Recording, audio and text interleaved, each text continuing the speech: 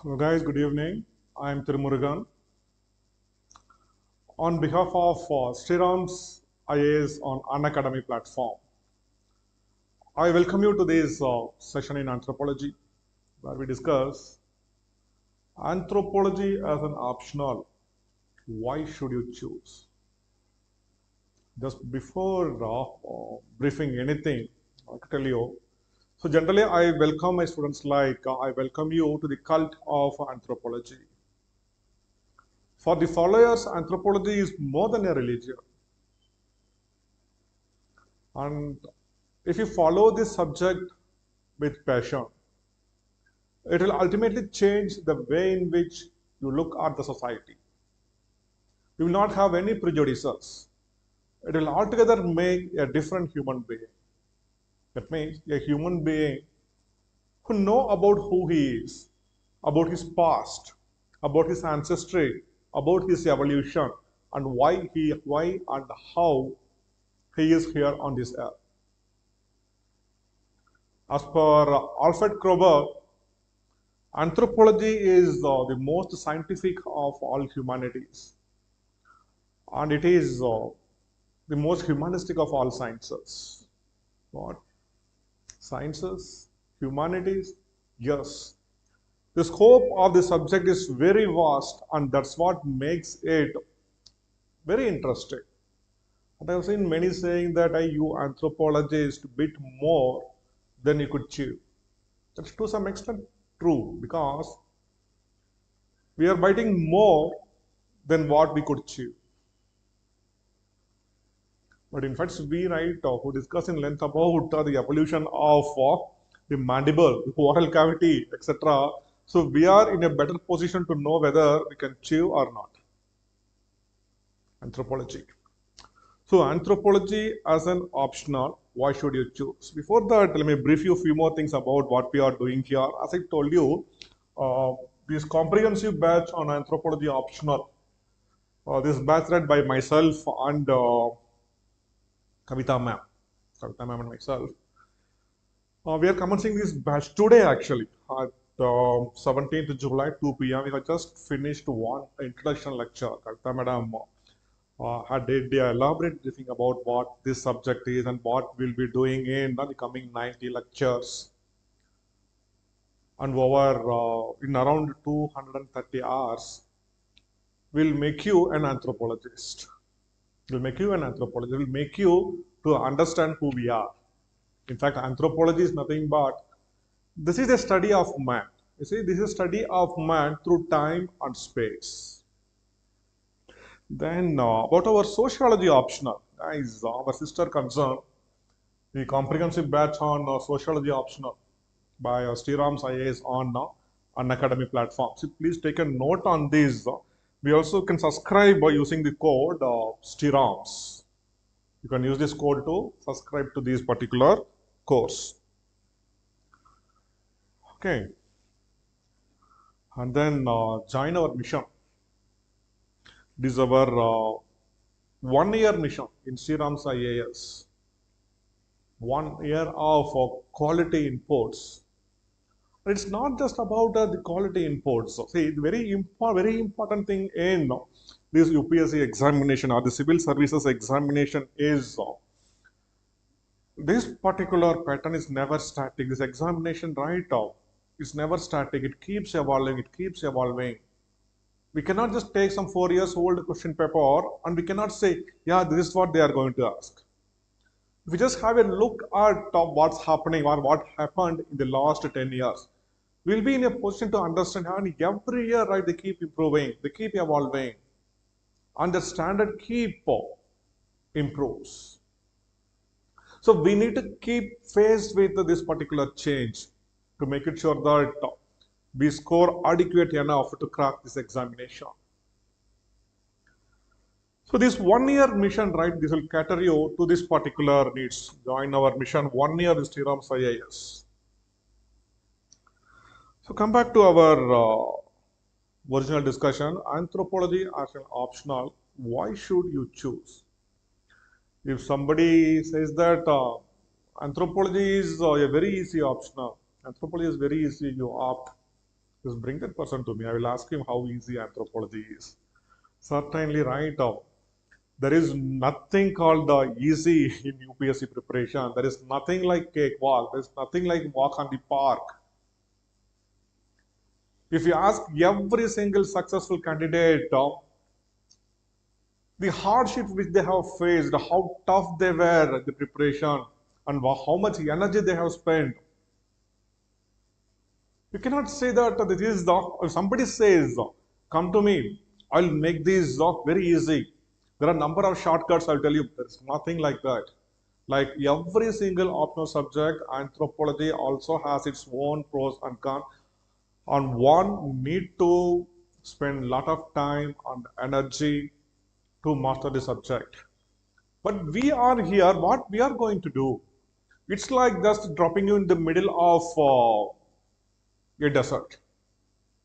You just have only few inputs like in which direction sun rises, which direction sun sets. Yeah, this is east, this is west. And you need to run to cross the desert for your survival. You don't know in which direction you have a water hole, in which direction you have some source for food. You need to run. We are here in this field for many years. At least we can guide you precisely. Yeah, this is what you are supposed to do. Take right, take left, do this, do that. And see, about this anthropology, at the university level, right, what they teach in 5 years, 3 plus 2, 5 years, we are going to make it very concise. And what exactly is required for this examination, that will be giving you. But never I will say it is very easy, come, I'll make it easy. But we can make it so interesting that this journey, this very hard journey which you are going to travel, will make it so lively. You will enjoy every bit of this journey. So why particularly anthropology as an optional? Many times, right, you might have heard that an aspirant after graduating in mechanical engineering or in civil engineering. Civil engineering as an optional is available in UPSC, but they will not opt for civil engineering. Instead, they will take geography, sociology, or psychology. Why is it so? So keep in mind, this is a competitive examination where how fast you run, that's not a matter here. You run fast, you run slow, you walk, you crawl, that's a different thing. Are you capable of outperforming others? That is a very big question mark here. So this makes it a bit very, not complex actually. One need to be very wise, very clever in choosing an optional subject. There is something called as popular option.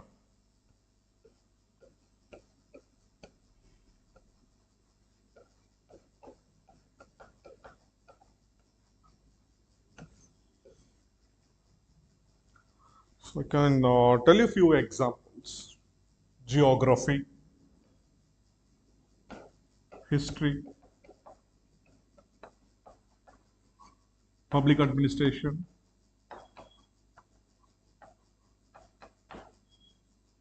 sociology, psychology, and it's not the least, the most important, anthropology.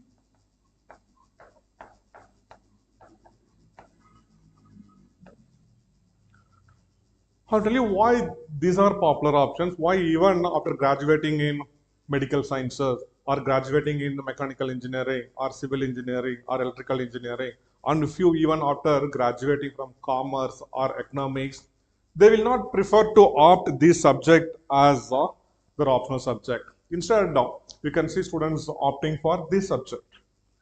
The first reason is there is no need to have any special knowledge at your graduation level so that you will become comfortable with this subject. Anybody, irrespective of what you have studied in your graduation, be it mathematics, be it physics, chemistry, or biology, You will be, if you have that required aptitude to crack this examination, yes, you can choose any of this optional subject. But why this popular option? Sir, I did my mechanical engineering. Sir, I'm a graduate in civil engineering. I'm an MBBS doctor. Sir, but why you are asking me not to take my medical sciences as the optional subject? And why you are asking me to read this subject, these popular optionals? It's quite interesting, right? See, once again, the issue is here, it is a competitive exam where you need to outperform others. Suppose if you are a medical MBBS graduate from, say, the Armed Forces Medical College, Pune, Armed Forces Medical College, Pune, or say the Jipmer Pondicherry, one of the most renowned medical institutions in our country. So you are very good in your subject, and you are going to choose medical sciences as your optional subject. So now the competition is from the other similar doctors who might have did their graduation from some other medical college. So here all your competitors are equally capable of competing with you. This makes it very tough in the sense you need to compete with all your competitors are of equal level, are of equal knowledge.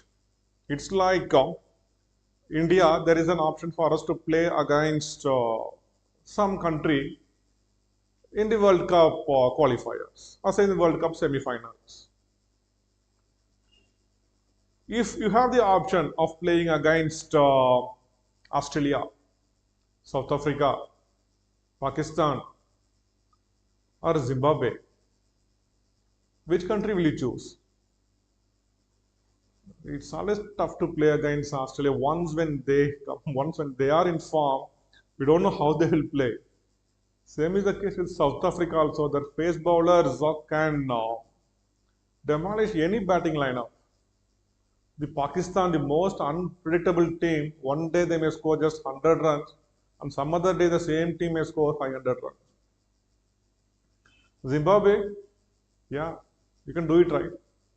This is the thing. See here, if you take medical sciences as your optional subject, all the people with whom you are going to compete, all equals. So the opportunity for you to outperform others is really less here. On the other hand, if you choose geography as your optional, 100% I will tell you, 99% of the students who are appearing for this main examination with geography as an optional, they might not have did geography at their graduation level. Not 99, I can make it 100%. So the subject is new to every single person who is appearing here, and there is always an option, there is always an opportunity available here for you. You read well, you can outperform others. And for most of the optionals, there is no need that we need to have any special knowledge or any subject specific knowledge. So be it geography or be it history. See, we might have studied this during our school days. So public administration or civil services, you are opting civil services as your career, then you will always have some enthusiasm to know about what this public administration is about. Sociology, study about our society. So these are the subjects which I will tell you without reading anything, even if you give the question paper, there will be some general topics which you will be in a position to answer. So take geography optional or take sociology. Suppose if there is a question about some social issues, caste system, women inequality, child abuse, will you be in a position to write something about that? But on the other hand, we have heard that in optionals like mathematics, students used to score 0, 0 out of 250. And then what is the need, man? When say we have some optionals where even without reading anything, you can just go write some nonsense and you'll be in a position to score at least 100 out of 250. Why the hell you are opting for this optional, and what is the need for you to opt for mathematics and score 0? Your 1 year of our work, your years of hard work, it might be 1 year. Actually, most of the students, I tell you, to take at least 2 years for a student to become comfortable, thorough with the content in general studies so that they can clear the prelims and they can reach the next stage. And after reaching this particular stage, I don't know why people are taking such a risk in choosing such an optional which will ruin their career altogether, ruin their dream altogether. And there are few options like physics, chemistry, mathematics. These options, right, are meant for people from IIT. Okay, and see with who is going to compete with whom. So being, see, once when you had graduated from IIT Madras or IIT Bombay or IIT Delhi, your level of exposure to the subjects like physics and chemistry will be altogether different, and we cannot compare them. We need to accept this. We cannot compare this with somebody who did their graduation from some arts college in the same subject in physics or chemistry. So it will not be a healthy competition at all. And there are few subjects which are meant for few specific people. For example, zoology. Zoology is one option. I'll tell you, even suppose guys, if you have graduated from zoology, please do not opt for this. It's something like this optional is meant for veterinary students. I still have seen now the veterinary graduates doing their post-graduation in IVRI, Indian Veterinary Research Institute in Nahar in UP. As if right, that is their subject, zoology. So after finishing 5 years in veterinary sciences, they are so equipped to deal with zoology. On the other hand, somebody who did her botany, zoology, or some other subject in their graduation, if they think about competing with them, it is like why to unnecessarily go and run with Usain Bolt? Unnecessary, right? So that's where comes the importance of this popular option, where the competition will be equal, and if you can outperform, there are always opportunities for you to outperform others depending upon how hard you work, how capable you are. Okay. So and one more important thing is I keep hearing, listening to people saying this optional is easy, that is easy, you opt that, opt is nothing. Every single optional is equally placed. But there are, when coming to anthropology, there are some pros and cons which I will be discussing with you today. So why anthropology?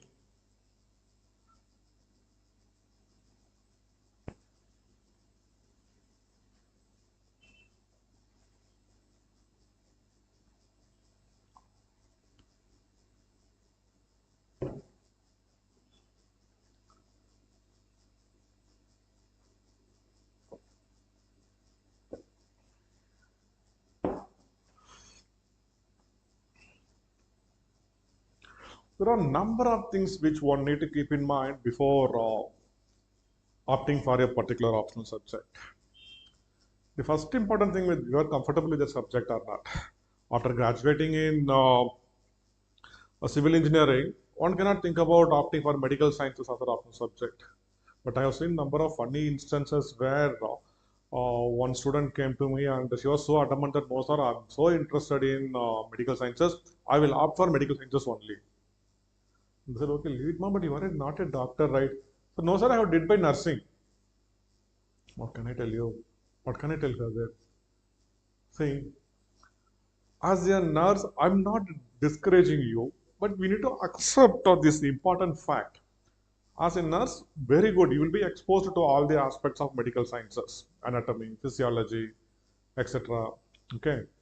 But there are a number of specific subjects like see, surgery, pharmacology, even pathology, where you cannot compete with a doctor. You can, if you spend some extra 3 years or extra 4 years. Why to take this risk? Okay, see here. So first thing, keep in mind whether you are comfortable with the subject. Next important thing is we need to avoid some pitfalls that I'll be briefing you. Then availability of resources. Resources in the sense, right, reference books for history, geography, sociology, for all these subjects, right? We have abundant resource materials available in the market. And next thing you need to keep in mind is there anybody who can guide you in the preparation? Because in every single subject, right, we need to modify that subject as per the needs of UPSC. That how you can do it. You one cannot do it by themselves. They need to take some help from the seniors at least. Should they read this? Should they read that? I've seen many after opting for geography optional. I have seen students studying Amazon River, where it originates, how many tributaries are there, how many multi-purpose projects are there in, what are the tribes who live there along the banks of the river. The question mark is yes, what you are reading is geography only, a world regional geography you can say, but is that having any relevance to your examination? You will always think here, right? Certainly one need some guidance. The next one, very important thing which people need to keep in mind while choosing an optional. To what extent this optional subject is going to contribute you in your general studies. Almost all the popular options to some extent has some role or it contributes slightly in your general studies. Geography, yeah, a good chunk is there in general studies. When coming to anthropology, explicitly right, we do not have anything with respect to anthropology, but there are number of topics which anthropology will make you feel very comfortable. General essay.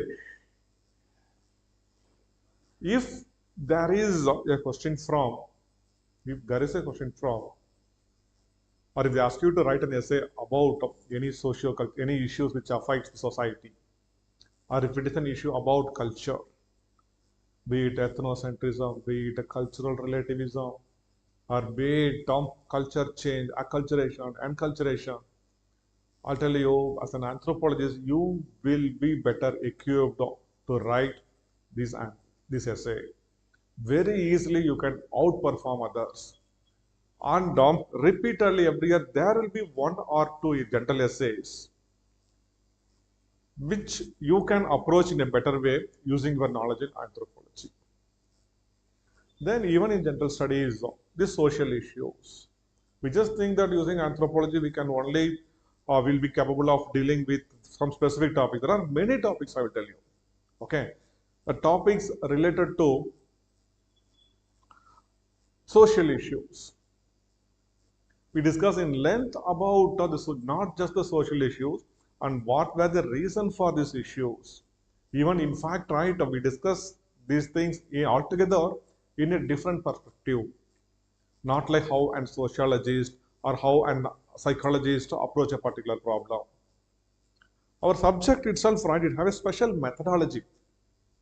The way in which research is being conducted in anthropology. We call it as a participant observation. So that is what is the outsider's view, what is the insider's view. As an anthropologist, we will not be judgmental. So we view culture from the native people's point of view and not from our own point of view. If somebody is eating some meat, for a generalist, right, they'll say, why he is eating snake, why he is eating, well, there was a discussion, few guys from rural areas, so they were discussing about rat meat, eating rat. Few people are so disgusting, how they can eat that, oh my God, what is this? But as an anthropologist, right, we know culture is nothing but man's adaptation to an environment. And if they do a particular thing in a particular environment, it means That is a socio-cultural requirement. And we always view culture from the native people's point of view so that we will not be judgmental. Only when we are not judgmental, we will be in a position to understand the real issues and the real concerns. In this particular perspective, right, I still, I'm a bit overambitious thinking about this. Anthropology should be made as a curriculum at school level, at college level, and also to the administrators who are administrating the country. Because it is this anthropology which makes us to understand the real nature of the problem. First of all, is there any problem which exists there? I'll tell you one small example. Way back, I think in the year 2013, there was a general election here in Karnataka, assembly election. My wife here as a returning officer, she was so busy dealing with that particular election, and once when the results were declared, oh my God, even the chief secretary asked them, yeah, you all go on leave and just go. Okay, so do not think about anything for at least next 2 or 3 days. That was the workload. Conducting elections in India is not an ordinary task. And once when that was over, I thought, okay, let me take her to some place in Wayanad. That was near to Mysore district, right? So we went there to a very beautiful resort there in Wayanad in Kerala. On next day morning, we are waiting for one of our friends to arrive there so that she'll take us around to some interesting place there. As we are waiting, that resort people, they just told us, sir, I think the wait will take some more time. We need to wait here for another 1 hour at least. So why can't you just go for a small walk around here? We can see a number of primitive tribes living here. You can see a number of tribal hamlets and just go and have a look. I said, oh, our subject, right? Yeah, come, let's go. And we just went there for a walk. And we saw one very beautiful, to my eyes, it was looking so beautiful, yeah, hamlet, where there were some 15 to 20 huts, and the tribal kids were playing there. And it was looking so beautiful for me. And my wife, who was accompanying me, who was an administrator, after looking at them, said, oh, how pathetic they are. How pathetic they are. I asked, what do you mean by pathetic? What do you mean pathetic? See how happy they are here. You are saying that they are pathetic, they are illiterates, they don't know knowledge, they don't have education. See, they are very happy here. They are living in the environment. They do not need anything. They're not going to do anything with the algebra, the differential calculus, the matrix which you are going to teach. They're happy with what they are having. They don't have any issues. They do not bother whether Apple is going to introduce any new model soon or not, whether iPhone 15 is going to be released next week or not, in September or not. Nobody is going to bother. They're not going to bother whether that guy is having Honda City, he is having BMW, nothing. They are self-contained, very happy living society, and whatever they need for their survival, they have there. And it is these people, right, they will never destroy their environment. That is their home. But in the name of conservation, it is we who destroyed everything. And see, we are treating them as illiterate. We pulled them out of their comfort zone. We taught them algebra, differential calculus, matrix, etc. But these poor kids, right, certainly they were not so cunning enough to compete with the outsiders. At the maximum, they will end up as a peon, as a watchman. How comfortable they were inside the jungles. So why, see, even people at that particular level, they do not have idea about, that means they are making their own judgment about people. So this is what anthropology makes it very clear. Don't be judgmental and don't apply your standard over every single culture or every single people you look and say, they are superior, they are inferior, I'm superior. No, no, no. This gives us a lot of idea about, or a lot of understanding about the nature of the problem. First of all, whether is there any problem which exists, that we need to identify, right? These guys, these kids were playing there without any problem. Their family life, right? Kids there, that entire society, the community, they live as a whole. They do not have any individual property. Whatever they have, right, they own it collectively and they are living so happy. But it is we who have applied our own standards on them, saying you are illiterate. See, the healthcare systems are very pathetic. We cannot leave you to live in such a condition. And it is we, in the name of development, we pulled them out of their comfort zone. And we thought that, yeah, we are educating them. We are making them literates. But in reality, what actually happened? I can tell you a number of such instances where, right, in the name of conservation, see, ecology and the environment is one very important topic nowadays in general studies. I'll tell you, as an anthropologist, you can approach this topic altogether in a different frame of mind. Unlike a communist, unlike a generalist, right? You can have a lot of idea. First, see, it took a very long time for us to understand how to conserve an environment. How to conserve an environment. See, we thought that earlier, right, there was a big debate after independence about the strategy for conservation and the tribal development. Warrior Elvin, the great anthropologist, he gave an opinion that, say, if you are making a national park, make it sure the tribes who live there will also be a part of that national park. And there were many other anthropologists. The real problem was different. That I'll be briefing you in our class. What exactly was the problem? Why most of the other anthropologists opposed to Warrior Elvin's view? There were even some issues of personal hatredness. So Warrior Elvin was very clear. Warrior Elvin was very clear that when you make a national park, make it sure that the tribes who live in that national park will also be a part of that national park. But our government altogether took a different stand. In the name of conservation, we declared most of the forest as reserved forest. And the worst thing came with the Project Tiger. Project Tiger. Once when a particular forest was declared as a Project Tiger site, to conserve the tigers, what we did, we pushed the people, pushed the tribes who were living in that forest out of the forest. We said, you come out, we'll give you land, you go into agriculture. There are many such cases where, right, there is one very big national park here in Karnataka, the Nagarhole National Park. This happened in almost every single national park in our country. Nagarhole National Park, it is known for tigers.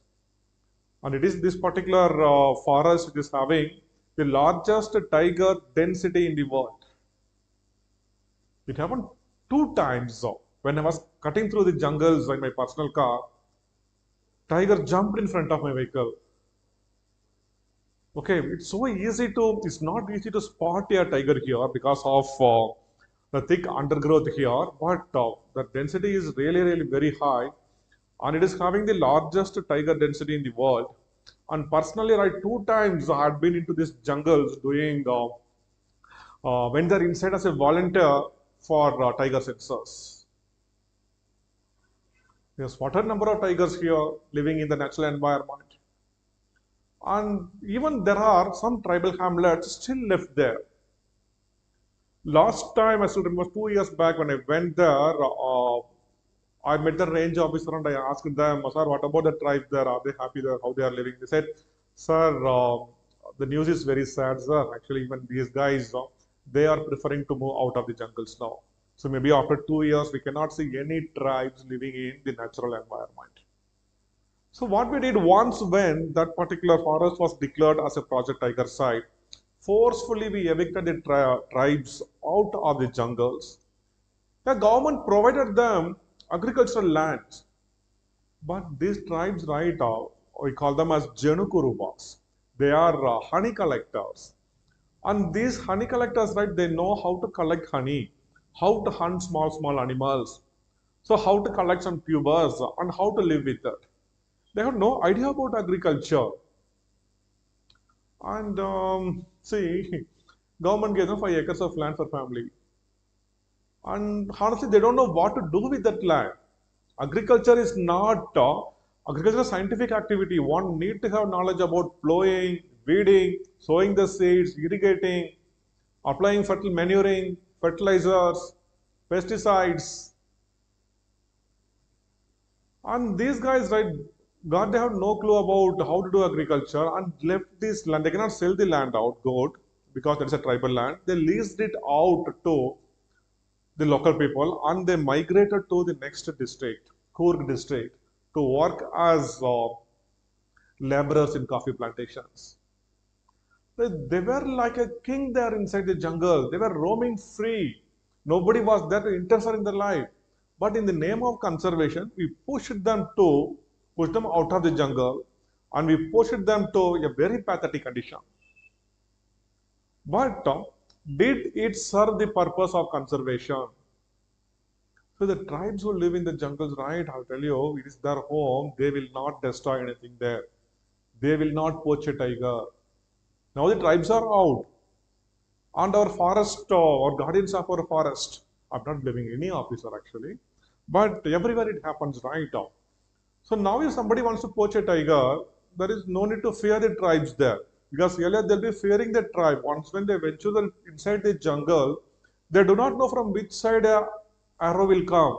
Who will kill them if they destroy the environment there.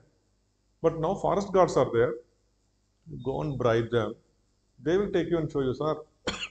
One tiger is there, almost going to die. It dies tomorrow, take it.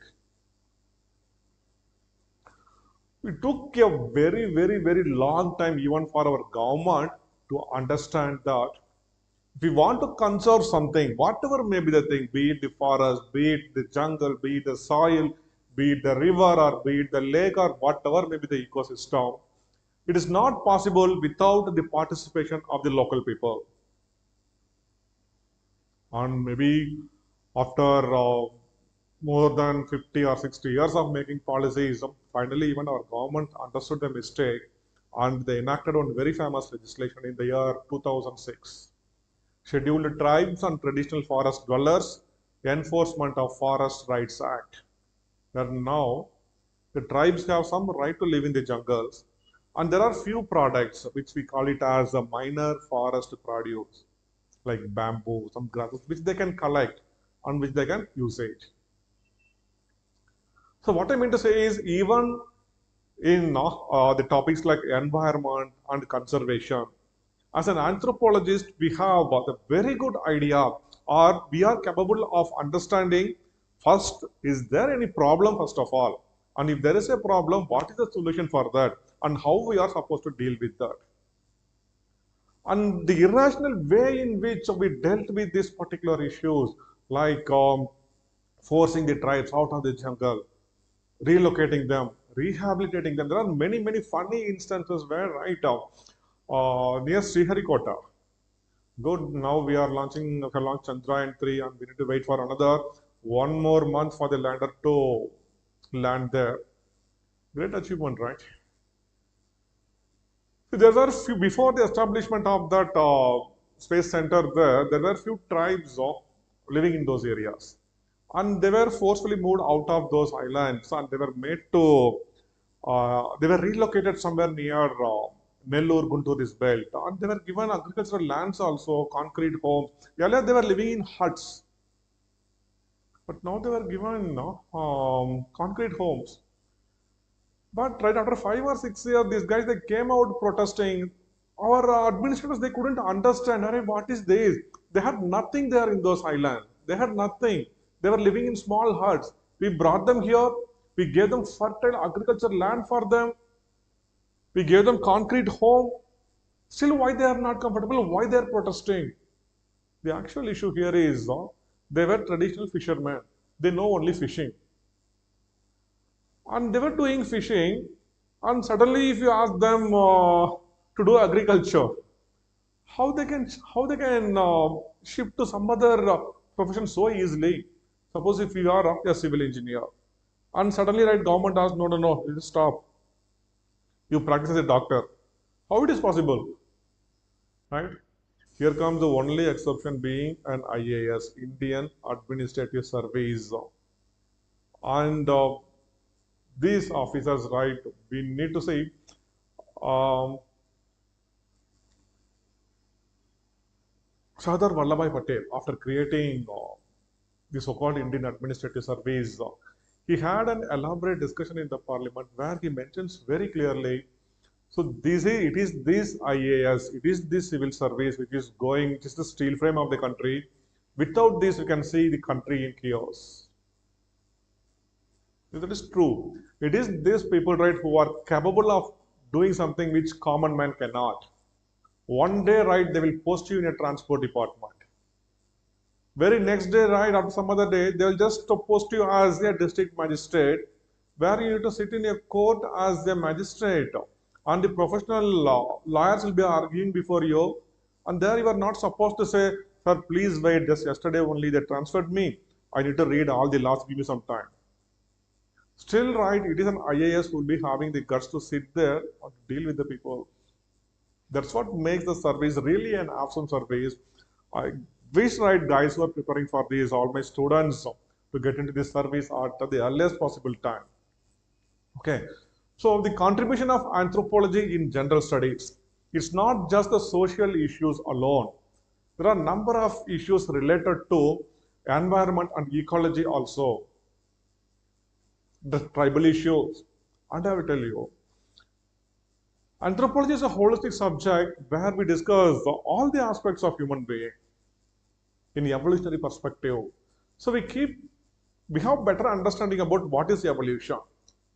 Everything evolves, be it the public administration, be it our geography, be it our environment, be it our society, be it our culture, everything keeps evolving.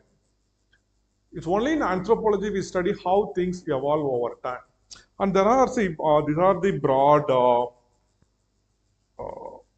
anthropology, right, broadly can classify into these subheadings: socio-cultural anthropology, physical or biological anthropology, linguistic anthropology. So do not worry that we are going to read much about linguistic anthropology.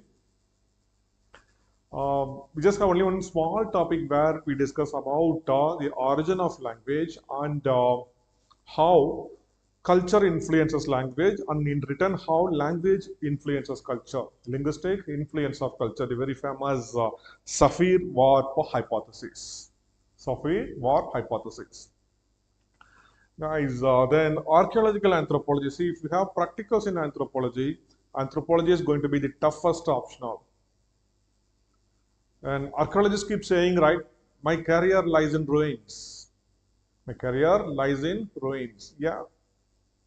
They, throughout their life, right, they deal with the ruins and to what, see, it is this archaeological anthropology which makes us, which gives one very good understanding. That understanding is how the shift in environmental condition, how the change in climate made we human beings to evolve, made our culture to evolve, made our economy to evolve. Fine. Theoretically only we are going to read, that makes it a bit interesting. And whatever we have studied here, socio-cultural anthropology, physical or biological anthropology, linguistic anthropology, archaeological anthropology, how we are going to utilize this knowledge in making the human life, the human society better, that we study in applied anthropology. Okay, good. So this is how the subject is. But what makes it more interesting? Why? So how I can justify that it is good to opt anthropology as an optional? What are the main advantages here? This is something very, very important to keep in mind, what I'm going to discuss now. So tribal studies, archaeological anthropology. See,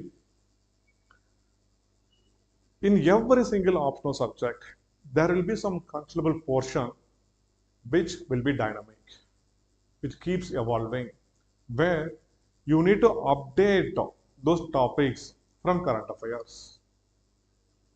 From current affairs. For example, climate change.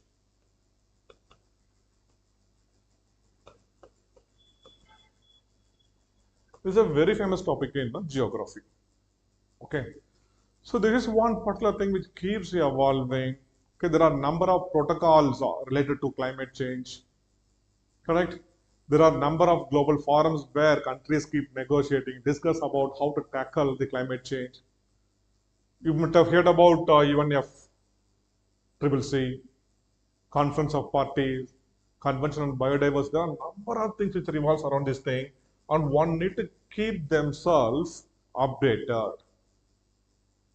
Okay.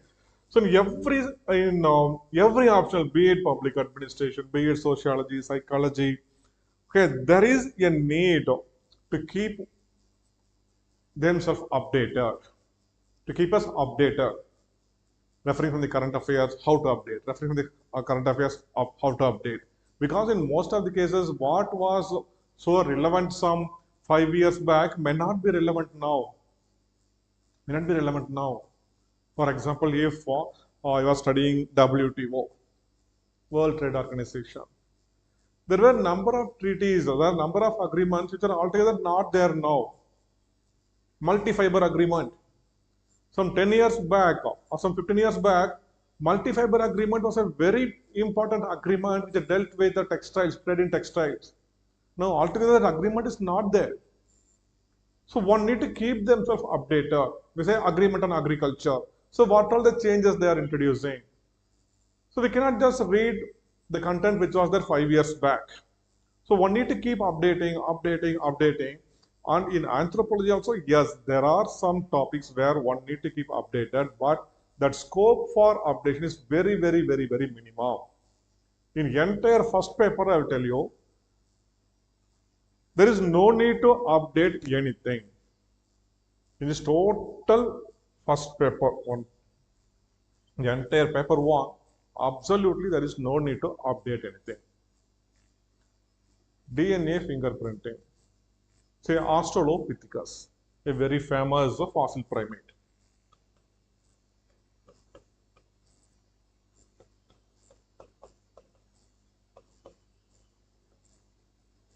What maximum they can ask about Australopithecus?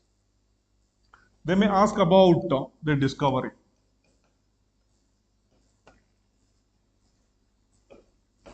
Its general characteristics.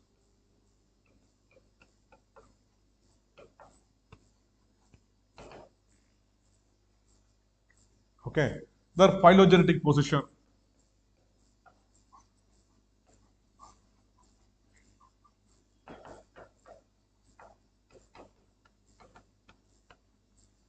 That's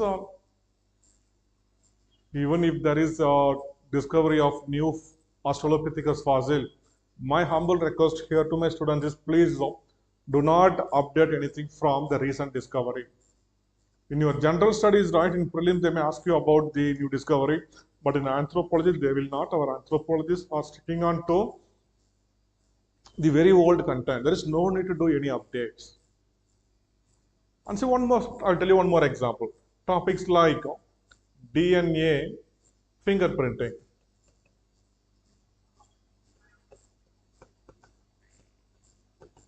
DNA fingerprinting.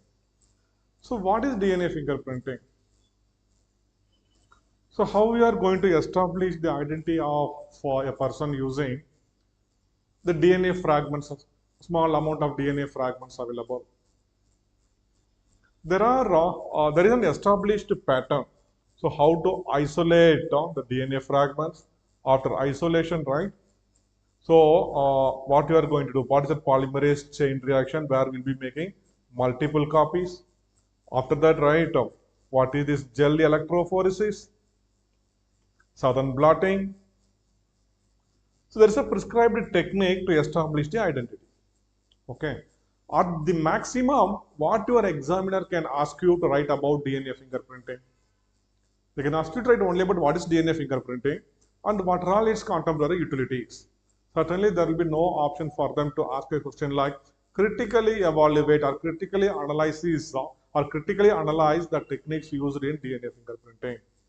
The scope for such dynamic questions are very less in anthropology. That's why if you have a look at the past question papers, most of the questions will be straightforward. Australopithecus discussed, Homo erectus discussed, 20 marks.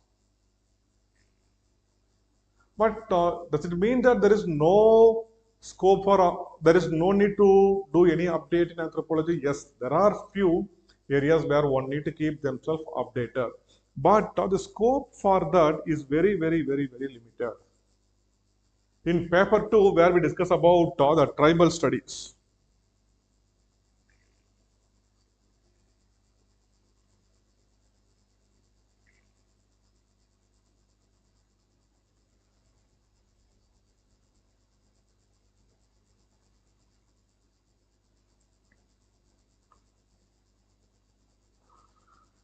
Tribal studies.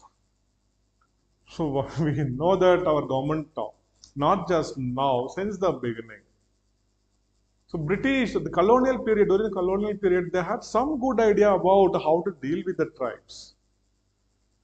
They certainly do not want them to assimilate these people with the national mainstream because they know what actually these people are, what their problems are, and if you think their life in terms of a happiness index, they are very happy people. So why to unnecessarily trouble them? At the end, what we need is happiness. GDP alone, right, is not an indicator of for human well-being. So, but it is the post-independent period that we did lot of mess in this particular area. In the name of development, in the name of conservation, we didn't have any clear picture, we didn't have any clear idea, and that really costed us very badly. And even now, the way in which we destroy our environment, we need to take a number of urgent steps, but nobody has any time to think about this. The way in which we discard plastic here and there, the way in which, right, we poison our water, the way in which um, we spoil our air. There is time, this time that we need to rethink about this thing. We need to educate our mass. That's a different story altogether. So here, we study so the tribal studies, right? This is one area where the policies keep changing. For example, right, some 10 years back, there is a concept called as PTG. PTG means primitive tribal group. There was a change in definition, and few years back, this terminology was renamed as PVTG, which reads particularly vulnerable tribal groups. There is no need to call them as a primitive, but they are vulnerable. And there are a number of policies which we keep changing about how to develop them, how to assimilate them into our national mainstream, how we can teach them algebra, how we can teach them calculus, how we can teach them Newton's law of gravitation. Okay, so the policies toward this right keeps changing. So there is a need to update ourselves.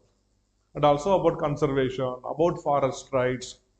Okay, so there is only limited area where we need to keep ourselves updated from the current affairs. Where we need to know about the recent policies, the recent programs for the benefit of the tribal people. Apart from that, right, where we discuss about prehistory, proto-history, absolutely there is very minimum need for us to, excuse me,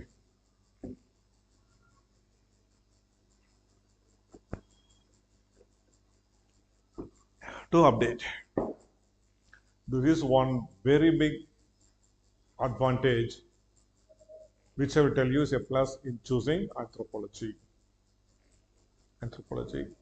And the content relatively when compared to other optionals, it is less. We need to accept this. When compared to geography, when compared to civil engineering or mechanical engineering, when compared to even history, the actual content in the syllabus is relatively less. But so clever are our examiners. The way in which they have confused the aspirants by making the syllabus look so confusing. The syllabus, right, it looks so confusing. If you have a look at the syllabus, the very front page, you see, from chapter number 9 till chapter number 12, we are dealing with, the topic deals with physical anthropology.